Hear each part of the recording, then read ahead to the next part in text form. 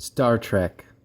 This series, that has captured the hearts and minds of generations of science fiction enthusiasts, has not only gripped us with thrilling storylines and memorable characters, it has also challenged our conceptions of the future by showcasing a mass of unique technologies never before seen on television.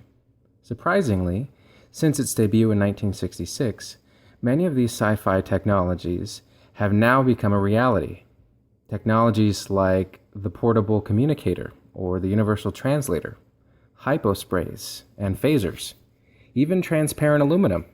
All of these are now real technologies, and soon we may have one more product of science fiction to add to our list. I'm referring to the high-tech computers found throughout the Star Trek universe. Consider the following video. In this scene, we see Scotty interacting with the ship's computer. Received and recorded from Captain Kirk.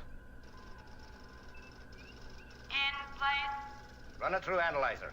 Question: is it or is it not the captain's voice? Negative. A close copy. A voice duplicator? 98% probability. This computer's seemingly simple ability to receive and understand language-based inquiries and respond with appropriate answers is known as cognitive computing. Understanding how to create such a computer with similar abilities has baffled scientists and engineers for decades. Why is this the case? In 1965, Gordon E. Moore observed that the number of transistors in a dense integrated circuit doubled every 18 months. This corresponded to an increase in processing power and came to be known as Moore's Law. During the same decade, as scientists began to make great strides in computer technology, the consensus was that within the near future, intelligent computers, or robots, would become as commonplace as the household toaster oven. Flops, or floating point operations per second, which are expressed in scientific notation and calculated with the equation shown here, began to be used to measure computer performance. The first modern supercomputer, dubbed the CDC 6600, was manufactured by the Control Data Corporation in 1965 and costed $7 million. The computer, which could fill a small bedroom, astoundingly performed at 3 megaflops, or 10 to the 6th power. 50 years later, in accordance with Moore's Law, performance and size have since improved exponentially. The iPhone 5S, which can fit in your pocket, can perform at 76.8 G-flops or gigaflops. This is about 25,600 times more powerful than the CDC 6600. As of 2015, tech giant NVIDIA announced the release of its Tegra K1 system, which incorporates the first mobile 1 teraflop T-flops processor. That is equal to 10 to the 12th, or 1 trillion floating point calculations per second, or 333,333 times as fast as the CDC 6600. Despite advances in hardware leading to great strides in processing power, the advancement of language comprehension software had been relatively slow since the 1960s. In 2004, IBM research manager Charles Lickle noticed during a dinner meeting that restaurant patrons went silent in order to watch Ken Jennings compete on the hit quiz show Jeopardy! The man, who would later go on to become the only 74 straight win Jeopardy! Champion, sparked in Lickle an idea. Could a computer ever compete as well as Ken Jennings? Before answering that question, consider the following sentence. The man shot the elephant in pajamas. Now ask yourself, was the man wearing pajamas or was the elephant wearing pajamas? Was the elephant shot with a gun, a camera, or perhaps something else? Context can make correct interpretation of written text much more difficult than might be first assumed. Idiosyncrasies, which are common in human speech, such as smelly feet and runny noses, can further inhibit comprehension. Shouldn't it be the other way around? Shouldn't feet run and noses smell?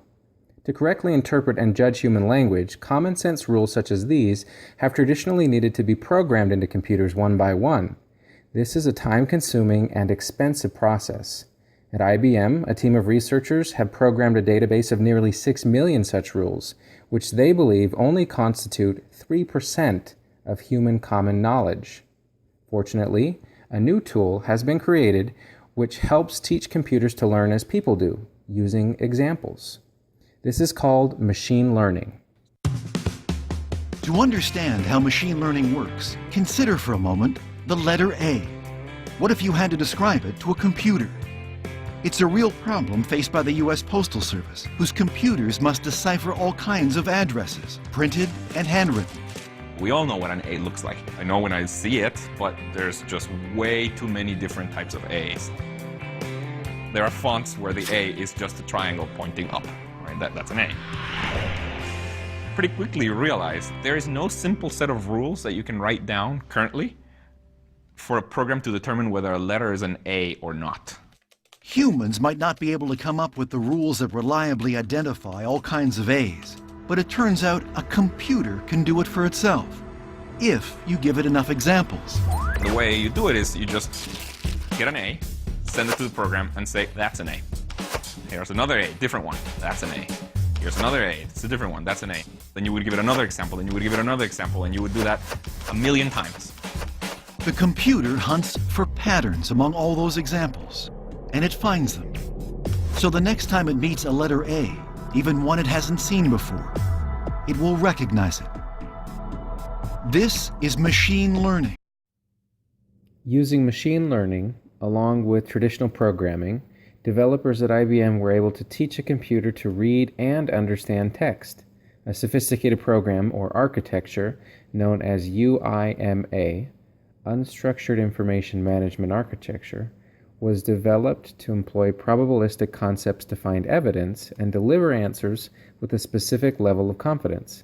By integrating a repository of documents, articles, books, and other sources with the UIMA and machine learning, IBM's team had developed a system of cognitive computing. The resulting creation was dubbed Watson, named for IBM's first CEO Thomas J. Watson, and in February 2011, Watson's cognitive computing abilities were pitted against the two reigning Jeopardy champions, Brad Rutter and Ken Jennings. Here's a short clip from the competition. Who is Franz Liszt? You are right. What is violin? Good. Who is the church lady? Yes. Watson. What is narcolepsy? You are right. And with that, you move to $36,681. Watson went on to win first place on Jeopardy and dethrone the veteran human competitors in the process. Through Watson, IBM demonstrated the power of a successful cognitive computing system over human experts, and cemented a foundation upon which Watson's technology could become a platform advantageous to other markets. Though not a perfect system, Watson's capabilities have significantly improved in the 4 years since Jeopardy, and IBM has strategically positioned Watson to deliver game-changing capabilities to a variety of eager markets. Let's consider 3 innovative platforms created for Watson since 2011. The first platform is Big Data and Analytics. As of 2003, the entirety of human knowledge created in all of history was 5 exabytes of data. Now, 2 exabytes of new data is created every 2 days. The rate at which information is created continues to increase exponentially, and information overload is a significant problem for modern business. Big Data and Analytics, also known as Watson Analytics, is a platform that enables users from numerous industries to overcome information overload by accessing Watson's cognitive computing abilities in their markets. Consider health services. It's been estimated 1 in 5 doctors spends 20% of their time reading to maintain their craft. There is simply too much information for doctors to learn in the limited time they have available. Watson is being trained in the field of medicine to create a next-generation ICU monitoring system. Using Watson, patient symptoms can be analyzed real-time with health history to improve diagnosis accuracy and reduce risk of malpractice suits. To date, Watson's developers believe his abilities rival that of a first-year medical student. It is hoped that soon Watson will test and pass the United States Medical Licensing Examination, USMLE, which tests on all topics studied in the first year of med school. With the Watson Analytics platform, companies can train Watson according to their specific needs. They can use Watson to process consumer spending habits, discover untapped markets, reduce risk, and even answer customer inquiries online or by phone. As a tool of business, Watson provides a range of services previously unavailable, and just as in Jeopardy, it may come to replace human experts.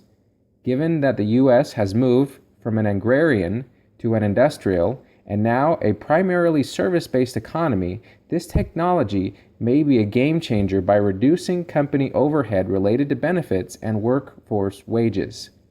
Imagine one computer that could manage the bulk of your information and consumer service needs. This may be the future for Watson. Second platform, IBM Watson Discovery Advisor. Similar to Watson Analytics, IBM Watson Discovery Advisor is a platform designed to enable users to interface with Watson. This platform is different in that it is marketed more as a research aid. On IBM's website, they state, with Watson Discovery Advisor, insights and eureka moments come faster than ever before. Discovery Advisor accelerates breakthroughs by making connections and drawing relationships between different sources of data so your organization can discover something new. By using Discovery Advisor in cancer research, Watson was able, in a matter of weeks, to discover new target proteins which would have taken researchers years to uncover. This discovery may aid in uncovering new and more effective treatments for cancer. Similar breakthroughs are being made in various studies, including law, finance, culinary arts, and many more. Watson's utility as a research tool may lead to adaptation for academia. Similar to the way Microsoft discounts its software to schools in order to endear Microsoft products to future customers, Watson's integration into schools may create a generation of youthful believers who would grow into devoted customers. This may enable IBM to create a competitive advantage and establish strategic consumer networks before competitors can gain a foothold. Third, Watson Mobile App Developer. In response to a competition hosted by IBM for access to Watson, Cognitoys submitted a novel idea. They would create a toy that could learn and grow with a child. Consider the following clip.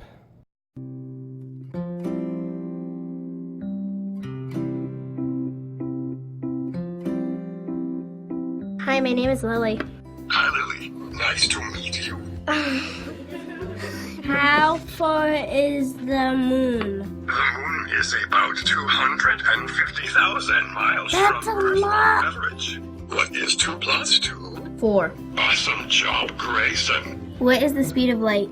The speed of light is 186,000 miles per second. Can you count to 6?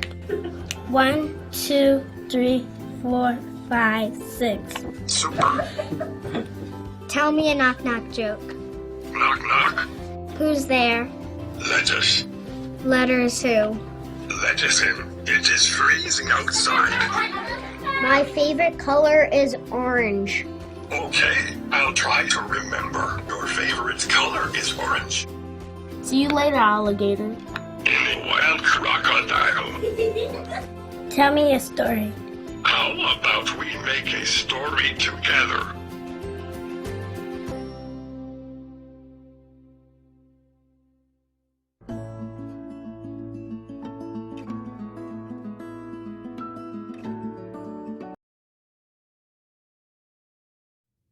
The Watson Mobile App Developer is a platform through which Watson can be integrated into other third-party systems like the dinosaur built by Cognitoys.